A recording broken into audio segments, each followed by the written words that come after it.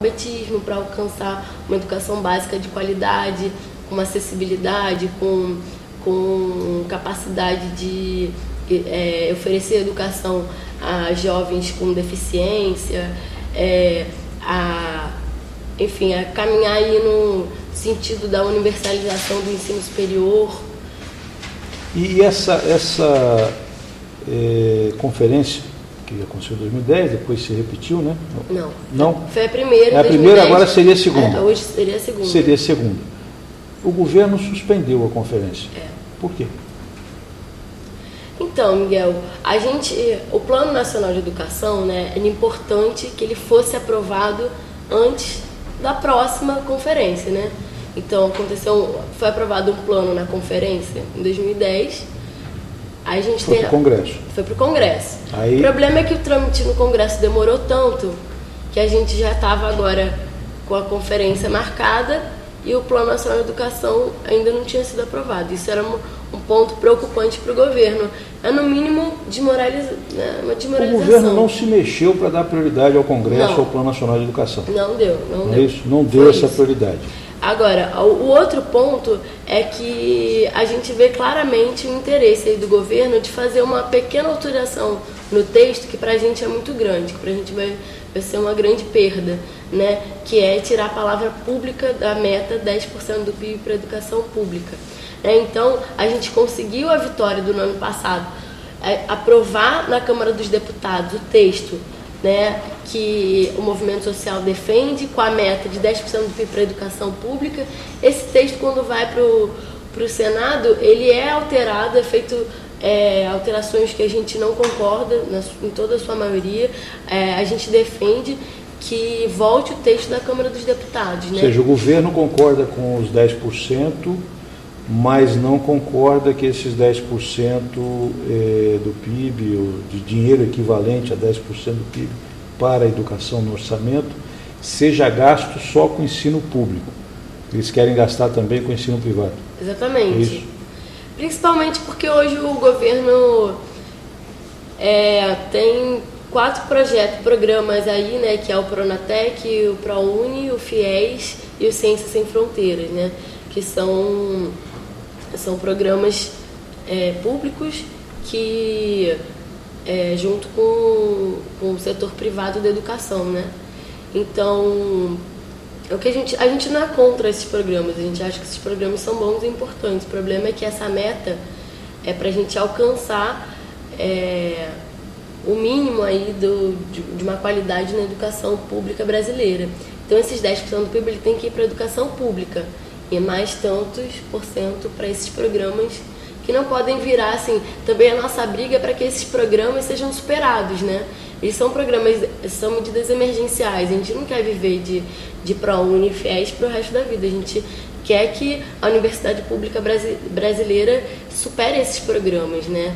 Que a universidade pública seja universalizada para todos os jovens que queiram estudar na universidade, né? Atualmente são mais ou menos 1 milhão de vagas na universidade pública, né? E 3 ou 4 vezes mais do que isso nas universidades particulares, né? Quase 75% das vagas estão nas universidades particulares. E esses programas, o ProUni e o FIES e todos esses, são formas de financiamento da educação privada. Exatamente. Não é isso? Ao invés de você utilizar o dinheiro público para financiar o desenvolvimento da escola pública, está se utilizando dinheiro público para financiar as escolas privadas. E agora para financiar sociedade anônima, que você nem sabe quem é o dono da faculdade de Direito, porque é anônimo, não é isso? Não sabe nem contra quem está brigando. Acho que os estudantes da Gama Filho, Grupo Galileu, mas quem é, quem é o dono, quem não é anônimo. Ninguém sabe se é nacional, se é estrangeiro, onde é que mora, quer dizer, é anônimo. Né? E com uma mentalidade de transformar a educação em mercadoria e mais do que mercadoria. Mercadoria para especular na bolsa, né? Quer dizer, para gerar altos rendimentos ao processo de especulação na bolsa de valores. Será que isso é que quebrou aí a Gama Filho? Olha, eu acho que com certeza, né? Porque o Galileu é um grupo que tem exatamente a característica de tratar a educação como uma mercadoria, né? Um grupo aí que tem interesse voltado para o lucro, né? E não para garantir a educação de qualidade, para desenvolver a sabedoria, né? Desenvolver a tecnologia, a sabedoria que os estudantes e que o nosso país precisa para se desenvolver. É um grupo que realmente não tem o menor compromisso com isso. Então, qual é a lógica? A lógica é admitir os professores doutores, admitir os professores mestres, né? Não fazer pesquisa, não fazer extensão, enfim. Quer dizer, apesar das universidades públicas significarem mais ou menos 25% das vagas para as universidades, na área, por exemplo, de pesquisa, né? De mestrado, doutorado e de desenvolvimento da ciência e da pesquisa, absolutamente hegemônica. As universidades públicas é que fazem pesquisa, as universidades privadas mal e porcamente dão conta de formar alunos com cada vez salários mais arrochados dos professores. Outro dia estava com um professor aqui, conversando com um professor aqui que está dando aula numa universidade, aliás, uma professora que estiver nos assistindo, a Mirlene, que mora lá em São Carlos, e ela dá aula em algumas universidades, estava me dizendo, quer dizer, da dificuldade que a categoria está encontrando, certo? Pela questão salarial, que houve uma redução drástica. Antes um professor ganhava 40, 50 reais para dar aula numa universidade particular, e hoje essas mesmas universidades que foram desnacionalizadas, muitas delas, estão pagando 15, 16, não chega a 20 reais a hora aula, né?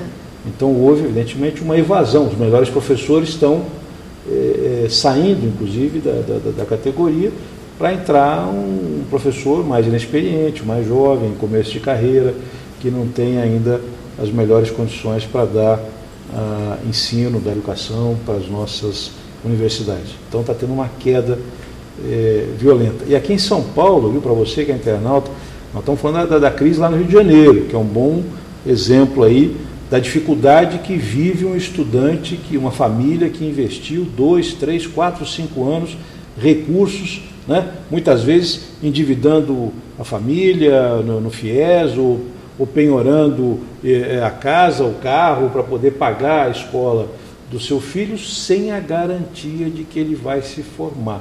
Para você ter noção, né? A mensalidade da Faculdade de Medicina é mais de 4 mil reais. 4 mil reais. Um curso de medicina está custando hoje, e a família, às vezes, para pagar isso, acaba, durante 4, 5, 6 anos, vivendo um aperto financeiro muito grande para poder custear a universidade do seu filho. Agora, o quadro da privatização no Brasil é grave, mas aqui em São Paulo, quase 78% das vagas, está quase 10% acima da média nacional, são vagas das escolas particulares. Então, os nossos filhos, os filhos dos brasileiros que moram no estado de São Paulo, podem daqui a pouco estar vivendo uma realidade parecida com essa da Universidade Gama Filho, da Universidade da Cidade, que foi adquirida por esse grupo, essa sociedade anônima, que adquiriu a universidade, mas parece que inclusive desviou recursos. Tem denúncias na Assembleia Legislativa, parece que dizendo que há demonstração de crimes, de desvio de recursos da universidade para fins particulares. É isso? Exatamente. No Rio de Janeiro aconteceu uma CPI das instituições de ensino superior privadas, né? Então, estava tendo muito problema nas universidades lá. Isso é um bom exemplo para isso ser feito em todo o Brasil, né? Em todas as universidades, em todos os estados, enfim. O importante seria se a gente tivesse uma CPI nacional, né? E a Gama Filho, ela foi indiciada por 3 crimes, né? Pelo estelionato, que você estava recebendo, a universidade estava recebendo as mensalidades e não estava oferecendo os cursos, né? Apropriação indébita, que é não pagar o FGTS. Quer dizer, recolhe do salário o FGTS, o INSS e não repassa isso, fica com... Até imposto sindical. Até imposto sindical. Quer dizer, aquilo que deveria ser repassado ao governo, a universidade retira do salário do professor, mas não paga dos funcionários, mas não paga os impostos. E o terceiro é formação de quadrilha. Agora você vê, a empresa está recebendo o pagamento da mensalidade, que é cara. Os professores não estão recebendo salário.